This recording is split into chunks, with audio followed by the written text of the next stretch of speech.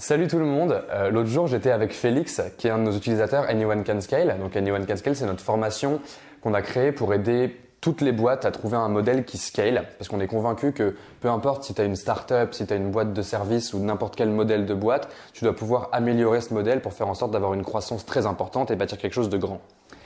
Donc j'étais avec Félix parce qu'il a acheté la formation et donc on rencontre pas mal des gens qui ont acheté la formation pour les aider à appliquer les conseils qu'on donne, voir comment on peut améliorer cette formation parce qu'elle en est qu'au début et on l'a construit au fur et à mesure avec les gens qui l'ont acheté. Et en fait, on s'est rendu compte que, au-delà de vouloir aider Félix dans son business, il avait plein de choses à partager déjà, des choses qu'il avait mises en place suite au visionnage d'Anyone Can Scale pour scaler en fait ses opérations dans son business de e-cigarette. Et je me suis rendu compte qu'il y avait énormément de valeur dans ce qu'il disait, donc on s'est dit on va en faire une vidéo qu'on va mettre dans le pack Anyone Can Scale et qu'on va diffuser gratuitement sur YouTube. Je pense qu'il y a vraiment plein de valeur dans cette vidéo. J'en dis pas beaucoup plus. Je vous laisse avec Félix. Tout ça après Anyone Can Scale ?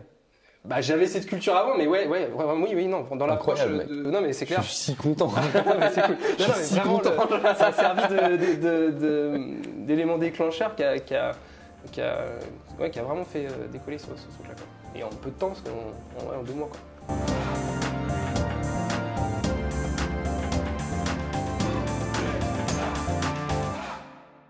Salut Félix. Salut Valentin. Ça va ? Ouais, impeccable. Bon alors pour cet Office Hour, on n'a pas eu trop le temps de parler avant de commencer à filmer tout ça. Raconte-moi toi, qu'est-ce que tu fais ? C'est quoi ta boîte ? Et après on peut voir de comment je peux t'aider si jamais je peux t'aider. Ok. Donc moi je suis Félix Nicolon, je suis le fondateur de Cloud Vapor. Donc nous on bosse dans ce qu'on appelle, on appelle la cigarette électronique communément, mais la partie vape. Donc c'est pas un secteur qui est sexy, c'est pas un secteur qui est scalable parce qu'on fabrique une partie des produits. En revanche, moi je suis un passionné de lean, d'agilité. Et puis quand j'ai commencé à m'intéresser à la formation des OneScale, ce qui m'a intéressé, c'est que finalement, je m'étais exclu pas mal de la scalabilité en me disant mon produit il n'est pas IT, de toute façon, je pourrais pas lever des fonds, je pourrais pas. Et du coup, mais finalement, ça m'a permis de donner une autre vision et de se dire ok, mais si ton produit n'est pas scalable, tu peux peut-être bosser sur ton organisation et en essayant de mettre des process. Et du coup, plutôt que faire la formation tout seul, j'ai essayé d'inclure mon équipe de dos aussi dans pas mal de formations. Donc j'ai fait des petites sélections. Et grâce à une approche un peu visual management, on a joué à l'ancienne avec des post-it et tout. On a pris 2-3 process qu'on a retravaillé en termes de standardisation. On a suivi un bon élève. Et il y a des choses super intéressantes qui sont ressorties. Donc avant le résultat, parce que c'est un peu court, mais c'est déjà au niveau de l'émulation de l'équipe, il y a eu un truc qui s'est passé, quoi. Donc voilà, l'apport déjà en termes de management et de se poser la question sur finalement, on prend feuille blanche et les trucs qui sont chiants, longs, durs, peut-être qu'en les voyant différemment avec une approche de scalabilité et en cassant les plafonds de verre, on peut avoir une nouvelle organisation. Donc déjà, voilà, on a eu à court terme déjà des choses qu'on a pu Vous avez fait quoi par exemple ? Alors on a choisi, au début on s'est dit on va s'occuper du commercial et puis finalement on a fait d'autres secteurs. On est en train de réfléchir à la comptabilité, le système d'information et comment. Mais vraiment des choses là qui a transformé la boîte, c'est un grand mot, mais en tout cas qui a bien aidé, c'est la partie process commercial. En fait, on a une partie de notre offre, nous, parce qu'on fabrique la partie consommable et liquide. On a un marché aujourd'hui qui se professionnalise. On a des franchises qui, aujourd'hui, comme dans la grande distribution, veulent se différencier de leurs concurrents, donc proposer des marques à façon distributeur. Et c'est un process qui est très long parce que c'est une relation boss-to-boss. C'est un truc très stratégique et du coup, on a des clients là-dedans, mais c'est très long à mettre en place. Et en gros, on a essayé de se dire, OK, comment on peut rythmer tout ça ? Et en fait, on a, plutôt que laisser un commercial tout seul, on a travaillé en équipe, on a spécialisé où chacun était meilleur. Et on a une team de créa qui bosse toutes les semaines pour sortir des graphismes qui sont hyper cool. Une équipe qui travaille sur la partie recette.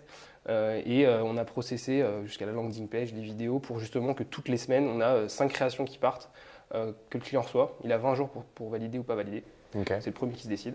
Et avec une proposition de valeur où il y a un minimum très très bas pour lancer. Dès qu'il valide, on livre sous 5 jours. Et on a organisé le market, la production aussi pour faire une petite cellule de prototypage très très rapide. Du coup, finalement, on a réduit le cycle global d'atteinte vers le client et il y a un wow effect du client qui est très important parce qu'il reçoit tous les mois, finalement, on réfléchit surtout à un principe d'abonnement. Tous les mois. Ton client, c'est qui actuellement ? C'est une franchise, par exemple, Vapostore, qui sont des réseaux de franchises, voilà, resellers, okay. qui ont 50, 60 boutiques et qui essayent de trouver des leviers de différenciation dans un marché hyper concurrentiel. Et tous les mois, ils reçoivent leur petite boîte avec une création qui a été créée de fait, avec un design qui est que pour eux. Donc on a le côté standardisé et personnalisé. Et s'ils veulent valider, ils vont sur une landing page Advance, ils valident, paiement, Pandadoc. Tout ça après Anyone Can Scale ? Bah, j'avais cette culture avant, mais oui, non, dans l'approche de. Non, mais c'est clair. Je suis si content. Non, mais c'est cool. Non, mais vraiment, ça a servi d'élément déclencheur qui a vraiment fait décoller ce truc-là, quoi. Et en peu de temps, parce en 2 mois, quoi. Et en termes de management, après c'est moi qui ai initié aussi ce truc-là, parce que j'avais envie de le faire, mais là on a carrément rythmé des ateliers performance tous les 15 jours, mais là on va mettre une fois par mois. On part que le scalabilité et on bosse sur les process. Et volontairement, parce qu'avant, ce qui a changé aussi cette approche-là, j'ai trouvé que dans la scalabilité, il y avait vraiment des prix d'équipe qui étaient intéressants. Parce qu'en fait, avant, on faisait des ateliers commerciaux, des ateliers de market. Et là, en fait, on met tout le monde dedans, y compris les gars qui bossent à la supply. Et en fait, il se passe un truc qui est intéressant. Et puis, j'ai trouvé des personnes qui étaient en interne, en fait, qui étaient bien câblées pour l'automation. Quand on a découvert les Zapier, les trucs comme ça, j'ai dit, il faudrait dû leur montrer avant, mais je connaissais un petit peu. Mais c'est un super levier d'accélération, quoi. Et voilà, du coup, on se pose des questions pour pouvoir le mettre dans différents lieux d'entreprise, y compris les secteurs comme la compta. Et en fait, on se rend compte qu'avec les Spendesk, les Monday, les choses, avec une bonne automatisation, on pourrait diviser par 2 le nombre de factures qui se baladent. Donc une petite révolution interne quand même, il faut le dire. Mec, j'hésite entre te serrer la main, te checker, te faire un câlin, ça me rend tellement heureux, t'imagines même pas, quoi. On va mettre ça sur YouTube, c'est sûr. Genre c'est incroyable, genre je pensais vraiment pas que ça irait si vite, quoi. Enfin après t'as la culture comme tu dis derrière, clair, mais ça me fait trop plaisir, c'est trop bien. Ouais, cool. Je peux voir les produits? T'as ramené les produits? Ouais, j'ai ramené je vais te montrer ça. En gros, tu vois ce qui sort en pro, c'est des protos, mais en proto, voilà, le créa il va lancer un petit design cool. Ok, c'est trop stylé. Sur un parti café, un truc comme ça. Et du coup, on a vraiment, par contre, je trouvais intéressant sur l'approche standardisée, il faut garder aussi du temps pour la personnalisation. Et vraiment, quand on envoie le colis, on fait une pause sur comment on va travailler le wow effect, quoi. Donc tu vois, par exemple, là c'est un proto parce qu'on l'a travaillé, mais on a un système qui fait un script qui plaque l'étiquette pour faire une vision un peu 3D du truc. Là, on passe pas sur cette version-là, mais on intègre le logo du client derrière. Donc le gars, quand il reçoit ça. Ah oui, ça c'est un. Ouais, c'est vrai. En gros, c'est une vision 3D de cette personne-là. C'est un truc qui est généré automatiquement. Ouais. Enfin, on a optimisé le truc. Et là, en gros, l'avantage c'est qu'il a la personne a sa landing page dédiée en fait le nom du client. Et quand il se connecte, il y a le chrono qui démarre. Et en fait, il a 20 jours pour valider ce design. Ouais, mais c'est trop stylé, mec. Donc en gros, ça, vous générez ça automatiquement à partir de la créa de votre designer. C'est ça. Donc en fait, c'est une étiquette qui est collée, mais tu vois, on la voit pas en fait. Ouais, ok, ouais. Voilà. Et donc vous générez l'étiquette, vous la collez sur cette carte-là. C'est ça. Dessus, vous rajoutez un lien spécifique pour la landing page, qui est une page Unbounce du coup. C'est ça. C'est ça. Et du coup, après. Le client il va retrouver son visuel, le call to action pour il achète passer sa commande. Voilà, c'est ça. Et s'il n'achète pas, il repart dans la boucle et il recevra le prochain design en fait automatiquement. C'est incroyable. Mais ça, c'est un retour d'expérience. Hein. C'est pas, pour l'instant, c'est pas une office hour, quoi. C'est dingo, mec. C'est genre la meilleure automation que j'ai vue depuis hyper longtemps, quoi. Et puis on va loin dans les landing pages. Enfin, tu verras Iron Bones, on fait. On a le système du chrono là, de 21 jours qu'on impacte automatiquement sur tous les mails. Après, on envoie un mail, vous êtes à 3 jours du succès, 4 jours du succès, vidéo et tout. Enfin, on aime bien rentrer dans le détail là-dessus, quoi. Et du coup, non, ça a été cool. Et puis surtout, là, c'est d'impliquer le client dans un process. Et en fait, on reprend un peu le lead dessus aussi, côté client, parce que forcément, si derrière, au début, c'était le client, il y a énormément d'allers-retours. Ouais, je veux faire un proto. Là, c'est pas qu'il n'a pas le choix, mais il faut qu'il nous fasse confiance, en gros. Voilà. Ouais. Il prend pas, c'est pas grave, on lui met pas la pression. Par contre, on n'a pas 50 ans pour dire, ok, le graphisme, il ne va pas, il faut refaire ça. C'est pas grave, il passe son tour. Mais vu qu'il sait qu'il en compète un petit peu, il y a ce côté-là aussi qui va faire que ça va être stimulant aussi pour lui et accélérer le process commercial sur cette approche-là, quoi. Donc, mec, c'est fabuleux. Bravo. Ouais, je suis trop impressionné, quoi. C'est trop bien. Et du coup, après, là où on bloque, c'est on devrait carrément pouvoir. Là, c'est les process industriels, mais pouvoir carrément sortir des packaging en petite quantité pour que justement on puisse aller à un niveau de personnalisation qui soit de ce niveau-là, quoi. Après, là, c'est plus compliqué parce qu'on a des contraintes indus qui fait que derrière, c'est un peu plus compliqué. Mais voilà, je pense qu'on a vraiment cassé les plafonds de verre sur ce sujet-là. Et puis, on est allé vraiment à fond. Et puis, j'ai la chance d'avoir une culture d'entreprise dans la boîte où, quand il y a la nouveauté, les nouveaux outils, on y va. Il n'y a pas ce frein du changement en zone de confort, sinon on ne connaît pas. Donc ça, c'est quand même, il faut avoir cette base-là. Et des fois, c'est un peu trop parce qu'effectivement, ça fait les gros virages, nouveaux outils. Mais là-dedans, on a à peu près utilisé tous les outils trendy du moment, quoi. Les Pipefile, les Monday, les process testés, on est en train de tester. Enfin, on veut se réapproprier aussi les outils tendance de l'IT sur des process on est des industriels indirectement. Trop cool, bah, ouais, carrément. Voilà. Bah, génial mec, félicitations. Pour ce feedback.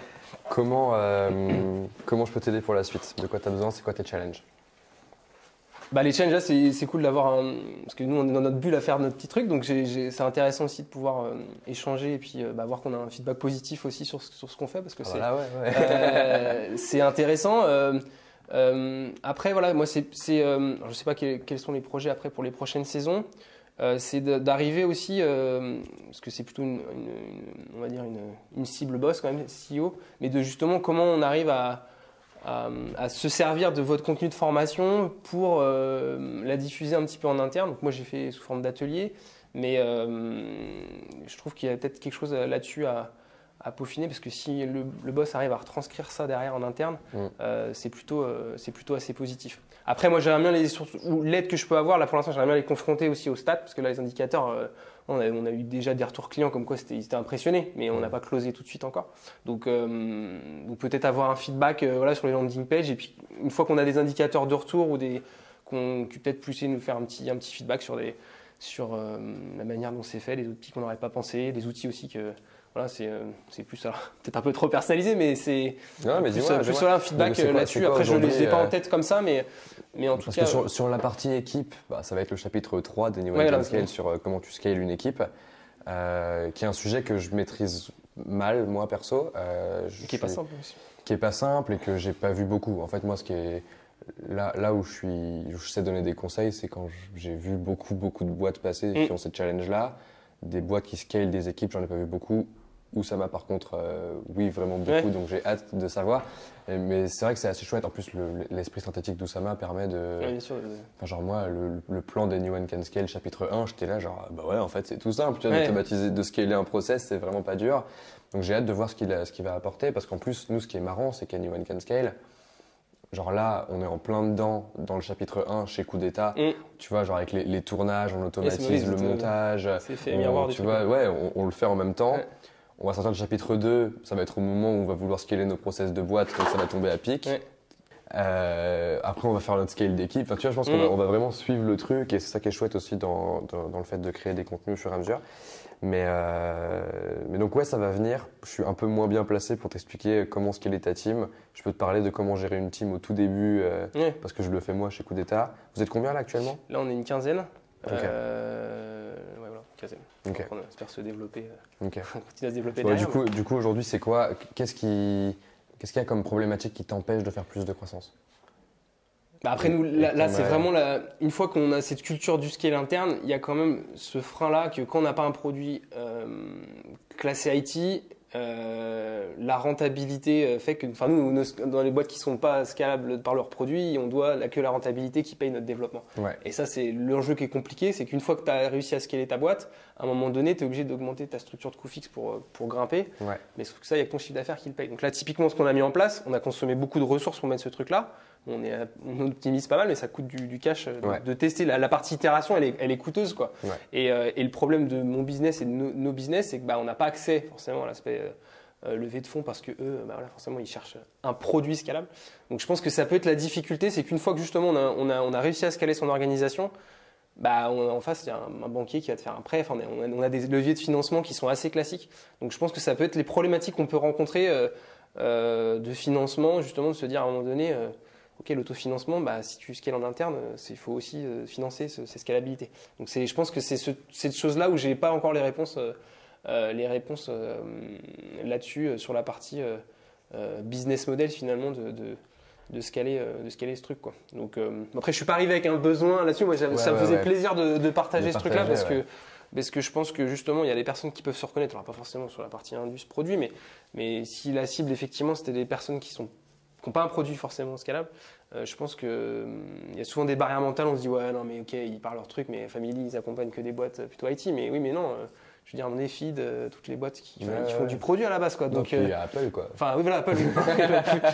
Tu vois, genre. Non, mais c'est clair. À chaque fois, tu sais, moi, c'est marrant, c'est un des sujets dont j'aime bien discuter, parce qu'avec Anyone Can Scale, je pense que je suis un des premiers fans de Coup d'État, tu vois, genre du travail qui est fait, qui est accompli chez Coup d'État, ce qui fait que je crois très fort dans ce qu'on partage comme message.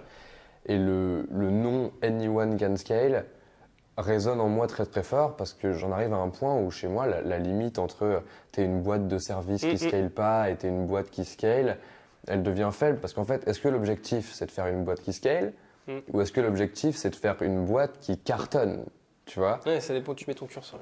Et moi, je pense que, enfin, moi, ce qui m'intéresse, c'est les gens qui bâtissent des empires, tu vois. Je m'en fous, en fait, si ton business model est scale ou pas. Si tu arrives à trouver des leviers de croissance avec ta rentabilité et que tu arrives à faire un truc gigantesque, et voilà, moi, je suis chaud, tu vois, ça me convient. Si en plus, on règle des problèmes de la vraie vie et qu'on fait pas, et qu'on s'attaque à des vrais problèmes, je suis encore plus content, tu vois. Mais ouais, du coup, la limite, elle est toujours fine et c'est trop chouette de voir qu'on pouvait mettre en place des trucs comme ça. Parce que si t'as pas de questions particulières, non, moi je suis ravi ça juste. me viendra, je pense, je pense que c'est plus l'équipe parce qu'effectivement, moi je pense que sur la vision, on est en phase sur ce que vous portez et je me reconnais énormément là-dedans. C'est le frein que j'avais, c'est quand je vais arriver ça en interne. Alors soit je réfléchis le truc en amont ou je le partage et je pense que ça serait peut-être sympa dans une deuxième échange ou de pouvoir avoir un retour des équipes parce que je pense qu'il y a quand même certains sur l'automatisation. Nous Zapier par exemple, on a été hyper déçus parce que Zapier c'est puissant, mais en fait quand tu regardes l'ouverture que font les logiciels entre eux, c'est tu vois le PandaDoc qu'on utilise pour les trucs, tu peux pas importer des contacts, tu es obligé de passer par Zapier. Monday par exemple, tu connectes Monday et Typeform, et Monday. Ils gèrent pas les listes déroulantes. Ils gèrent que les champs texte. Donc, en gros, t'es hyper bloqué, quoi. Et il y a des fois des petits trucs où c'était le côté magique de Zapier. Et en fait, quand tu rentres dans le dur, en fait, derrière, soit il faut avoir une API plus ouverte ou un dev. Et je sais qu'en interne, j'aurais beaucoup vendu ça. Il y a peut-être des frustrations des fois dans vraiment le niveau de détail où c'est juste que les deux boîtes, elles sont pas mis d'accord à ouvrir l'API. Non, c'est vrai que le job d'automation, tu gères quand même pas mal de bugs au début. C'est beaucoup de bricolage. C'est du hacking, t'es vraiment en mode. C'est intéressant, c'est hyper cool. C'est hyper intéressant, c'est un vrai puzzle. Moi, ça m'excite beaucoup quand je dois en mettre en place, tu vois. Mais c'est vrai que ça prend du temps et ça prend surtout des essais, des erreurs et c'est ça qui est hyper intéressant. Mais en tout cas, merci beaucoup pour ça. C'est trop bien. Ça fait trop plaisir d'avoir des retours comme ça. C'était censé être une office hour, mais bon. Oui, non, après, Mais avec c'est trop cool, ça va nous faire une super vidéo, je pense.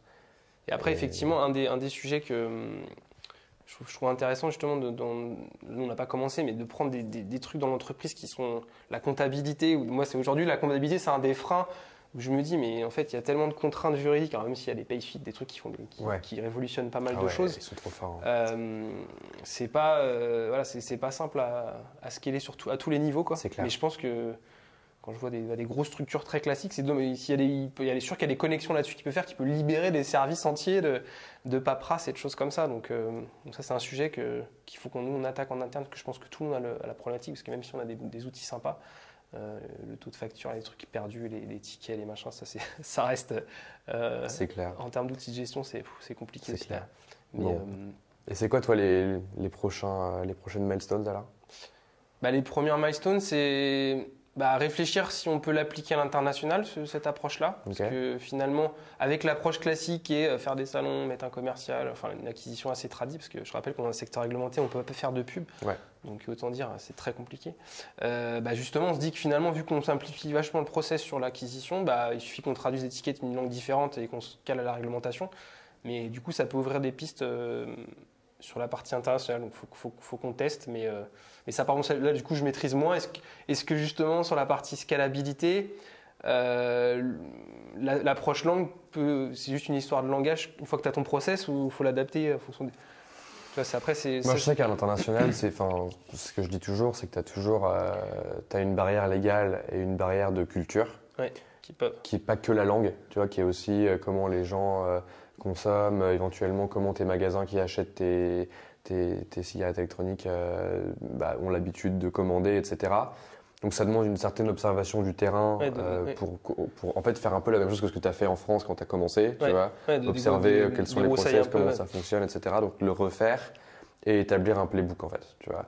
Établir un playbook de comment tu fais c'est quoi les différents curseurs qui différencient une ville d'une autre ou un pays d'un autre et comment on fait pour la prochaine fois qu'on en lance un aller encore plus vite. Tu vois. Le truc, c'est vraiment c'est les conseils que je donne toujours quand les gens me demandent d'aller à l'international. C'est des trucs qu'on n'a pas fait chez Menu Next Door quand on a ouvert des villes après. Parce que des fois d'un côté on a l'impression que ça va dupliquer tout seul, mais en fait il y a quand même des spécificités. Ah ouais non, tu as toujours des spécificités et il faut surtout pas les sous-estimer. Il faut surtout pas les sous-estimer Et encore plus avec, enfin, tu vois, en produits physiques que tu livres, t'as des problèmes de douane, t'as tous ces problèmes légaux là qu'il faut prendre en compte. Donc c'est pas trivial, quoi. C'est pas genre, ah, vas-y, demain on lance Londres et ça va être marrant, tu vois. Le côté magique, il y a quand même une réalité logistique derrière qui c'est vrai. C'est cool de rêver, tu vois, mais après, de se donner les moyens, c'est toujours un peu plus long que ce qu'on imagine. Mais par contre, il n'y a rien de sorcier, quoi. Il faut juste bien le faire. Là, aujourd'hui, vous vendez combien d'unités c'est quoi que vous mesurez? C'est par semaine, par mois? Ouais, bah, c'est en nombre de fioles par mois. Enfin, si on rajoute des fioles, mais depuis qu'on a créé, on a sorti quand même 10 millions de fioles. Donc, ça en voit un peu quand même. C'est depuis quand? Dans 6-7 pays. On a commencé à 4 ans, on va dire. Après, il y a eu des choix pour trouver notre cœur de business, mais donc voilà. Donc non, c'en est plutôt. Mais voilà, après, les questions aussi qui se posent en interne, c'est que la scalabilité, on se rend compte qu'il y a aussi spécialisation.